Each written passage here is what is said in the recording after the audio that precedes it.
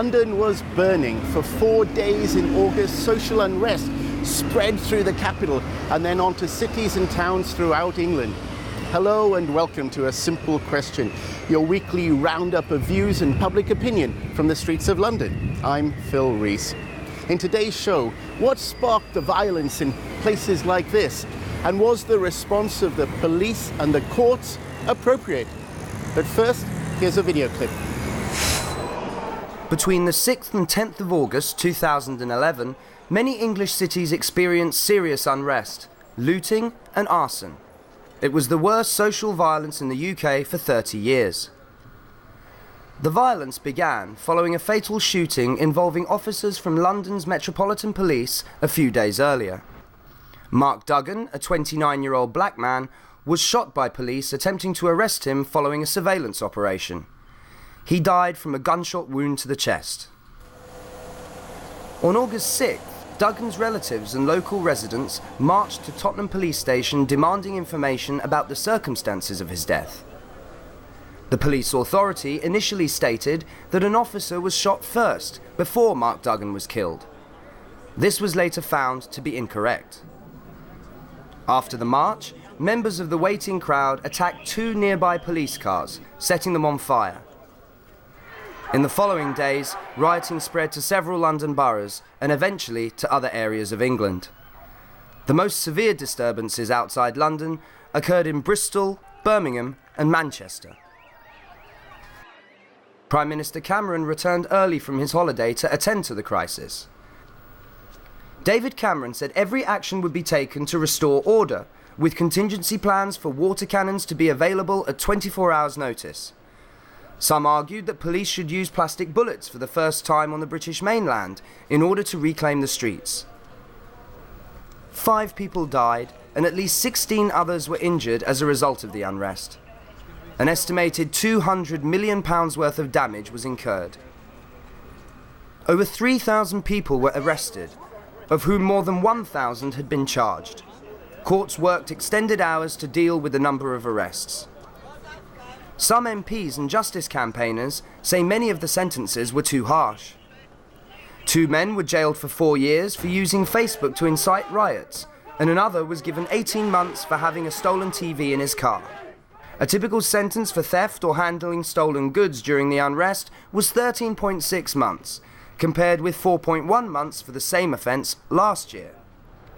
The violence generated significant debate amongst politicians and social commentators about the causes and context in which they happened and what should be done to prevent further social unrest. A Simple Question is a show that finds out what the public are thinking here on the streets of London. I began today by asking them what they knew about the social unrest and specifically what they think caused it.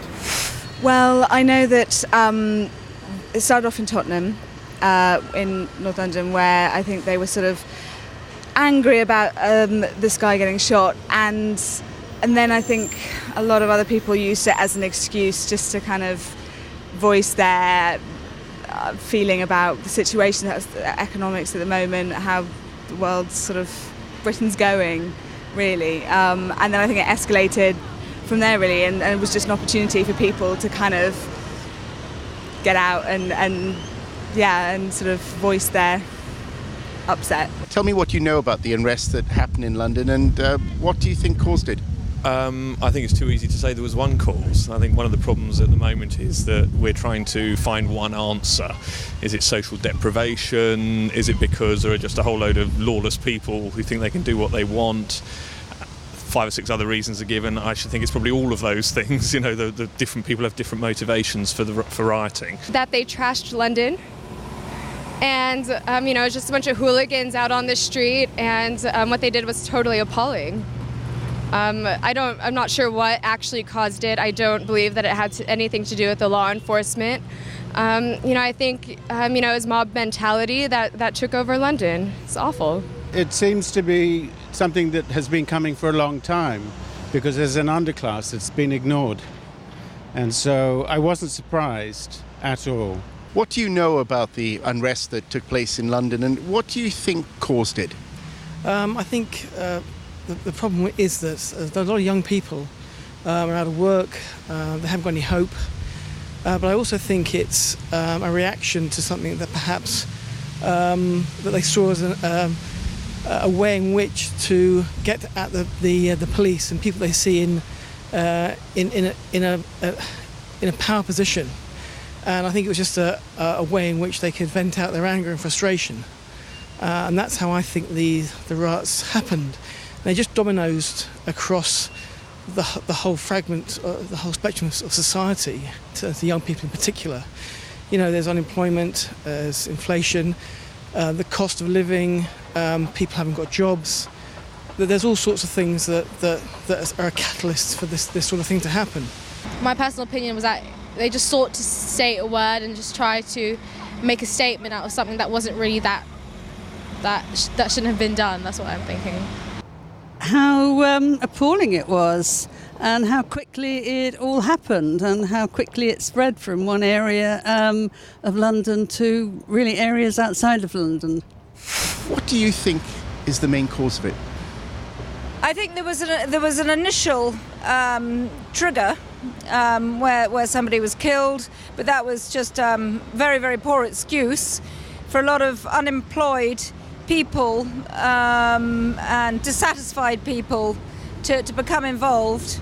One of the most convincing things I heard was a young person who said that they felt very lonely, their mother hadn't got a job, father had left, and they felt they were part of something by joining in with other people and being part of a gang, and it was the only way they could escape from the rut of their everyday lives and join in. So I think it was to be part of something, and people just got carried away in a herd frenzy, unforgivable herd frenzy with zero values to look back on. The way everything's happened, so for example university, I mean the students have been hit so hard in every way. I mean EMA has been taken off people, train fares have gone up, so people travelling, also just general people aren't going to be able to go to university anymore because of the high fees, and I'm just thinking, you know, it's really not fair that they're targeting everything, like the government, all these changes on us. So I think just the way everything's changed so drastically after the recession and everything like that. Yeah. Do you think that it was linked to the cuts and the cut in youth, increase in youth unemployment and the cutbacks? For a percentage of them, yes. What that percentage is, who knows, 10-20% possibly felt that way. Possibly a smaller percentage of them would have said directly that was a motivation. Indirectly, it probably was a motivation for some of them, yeah. But to say that it was the reason why every single person out there rioted, of course not, no. Well, I think all sorts of things. I think there is something obviously about society, and a lot of people thinking, you know, what's going to happen, where are they going to get a job, a feeling of, I can imagine a feeling of sort of hopelessness, but it's sort of being channeled into that sort of aggression instead of sort of lassitude. They feel that they sort of all have this sort of aggression, and also because there's so many of them, it becomes almost a kind of mass thing, which is quite a common phenomenon, you know. So you think it basically had social causes that reflected the cuts in Britain and the disparity between rich and poor? Oh, definitely. I mean, these cuts are, it's a planned thing, you know. I mean, these people that do all these cuts, they don't live how we live. They don't live how normal people live. They don't know. I mean, they have money to spend on stupid things, on nonsense. We don't have money like that. I'm lucky if I have £8 a week to spend on lunch on my day. But these people, they don't know anything. They just go about their business, and whatever suits them or the people that are backing them, they just want to just help them. They're not thinking about the other people. I think opportunism more than anything else. I think people had nothing to do or nothing better to do but to cause havoc on the streets of London and take what they think is rightly theirs when it's not. And that's my personal opinion. Well, those were the views of the people on the streets of London. Let's now find out what our experts think. I wouldn't be surprised at all that the cutbacks and specifically youth unemployment could have played a role. I would say that it probably would be a marginal role in some ways, because it looks like we're dealing with people, I suppose the core of the rioters are people who have a number of previous convictions, have been engaging in crime quite some time before, and therefore probably had a fairly loose relationship with the labour market in any case. And so as a result, I think we'd be mostly dealing with opportunism. People saw, I suppose, what initially looked like a legitimate protest regarding police brutality involving one case of a suspected drug dealer, and that was a terrible tragedy, whichever way you look at it, and whatever the results of the investigation. And that obviously was the trigger, and there was some legitimate anger, and there was some damage and some vandalism associated with that. But then I think it quite quickly extended outwards, and I think that what really was happening there was that I suppose a fairly bored criminal element within society decided to take advantage of this sort of moment where the police appeared weak, and I think that was the main cause. That essentially it was opportunism owing to a particular situation that occurred first in Tottenham. We believe that the riots have been caused by many issues, and this combination of various issues and a combination of what we can call unplanned social engineering, which steps have achieve those rioting. So for example, there's a lot of cuts in the local authority budgeting. So young people in the local underprivileged area, they seeing their youth center closing, where they spend their time. So the youth center, they are closing. There's less youth worker. There's a high level of youth unemployment. That is the biggest issue. At the same time, there's this within the underprivileged community, in the poor community, there's this lack of trust in authority to address their needs. So all those combinations, and there's also lack of social mobility. If we see those areas where those riot happens in Haringe, there are areas which have the highest social mobilities. Young people, they have seen their brothers, their fathers, their mother, they have not been having good jobs for a long time, so they have no hope for them. So they don't have hope they don't have trust for the government and the authority to be able to address all those needs. So I think we think there's a combination of all those frustration which exploded, and then just needed something to trigger it and just explode. That's what we think happened. Prison sentences for offences such as theft or handling stolen goods were typically 3 times higher after the social unrest.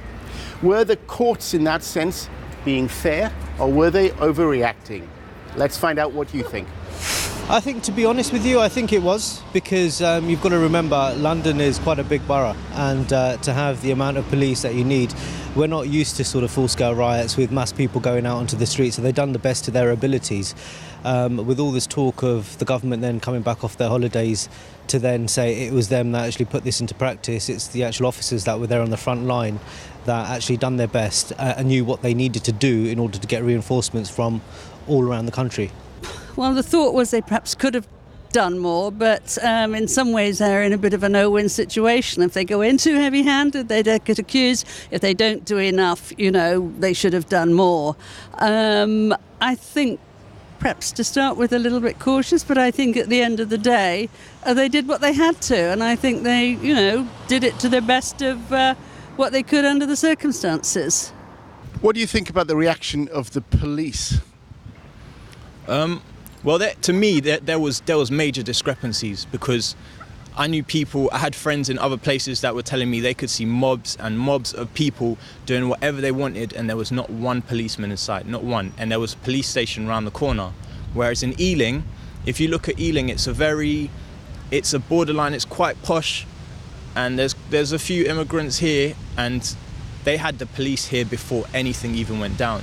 So it's obvious to me that they wanted to keep face for Ealing, but other places they just didn't give a damn. And I think some of the things the police were doing were wrong, because I've seen videos of police beating people for no reason. These aren't rioters, these are people that were just caught up in the riots. you know. But I mean, police, they should do their job, but you've got to think, when you're a policeman, what am I trying to do? Am I trying to protect and serve the public, or am I trying to be a violent person who's abusing their power? That's what you've got to think. Well, I think it was effective. I think they tried their best, because if I was a police and I saw that happen, I would obviously try my best, and I think they did do their best. Yeah. In the beginning, it was shocking. They did nothing. I don't think they knew how to handle it, and they were just taken by surprise, because it wasn't anything. It wasn't in one place. It was everywhere, so they couldn't really focus on anything. The average sentence for theft during that unrest was almost 14 months. That's almost 3 times greater than it was prior. Do you think the courts were being fair, or perhaps they overreacted? I think the courts were trying to prove a point, but I think perhaps their reaction, it was overreactive in a way. You see people in hit and runs. There was a case in the paper just a few days ago where a person who knocked down a girl got 6 months in prison. I think the courts were very overreacting in a way, but they were pushed by the politicians to do something about it. I think they were told, look, we need to show the rest of the population that we aren't going to be tough on these rioters, but also the fact that they wanted to show that we don't want we will punish those who start rioting and start looting. But I do think some of the punishments were a little bit too harsh, to be quite honest. I think there are a lot of instances with the court cases where they're using people as examples, maybe sentencing people to quite harsh sentences. But at the same time, firm measures have to be taken in the sense that it was really disruptive. Huge amounts of property got damaged. People could have been killed very easily in burning buildings. It's not something that should be taken lightly. I think the thing that shocked me most was that there were such young kids coming to court by themselves, the parents not really taking an interest, and I think that is the greater concern. I think that's what the courts are trying to address, where are the parents in this? The prison sentences were an overreaction. However, some of them did deserve to go to jail. Yeah.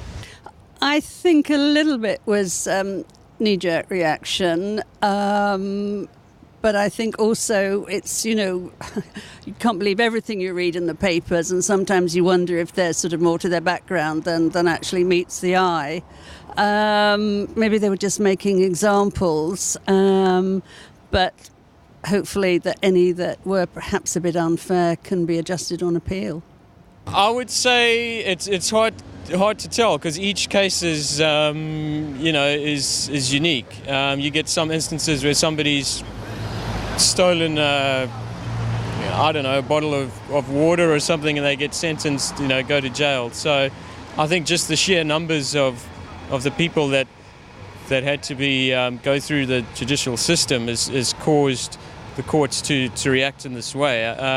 I think it's good that they're doing it straight away, but I think it obviously each case is unique, and sometimes you're going to get cases that are going to kind of slip through the net and not maybe be judged as properly as a case that could take 2 weeks to be to go through to trial. So those were the views of the public.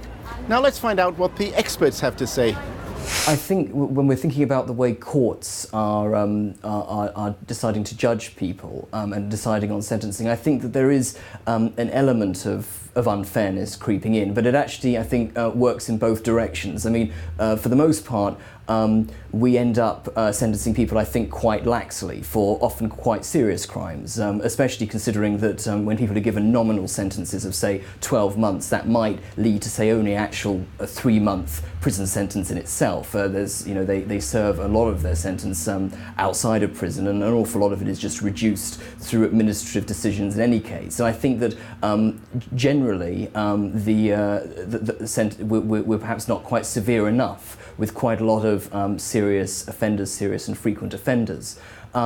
However, deciding to sort of ramp up sentences suddenly just because of a particular situation like the riots, I think is also unfair. I think it's better if we have robust sentences and they're handed out evenly. And just because you've got a riot that has happened, it's already been dealt with, and suddenly you're going to be handing out more severe sentences. That doesn't strike me as the way that a kind of free society where we understand what the laws mean and what the penalties are for specific crimes. I don't think that's a way that a free society should operate, with this sort of arbitrary changing of sentencing.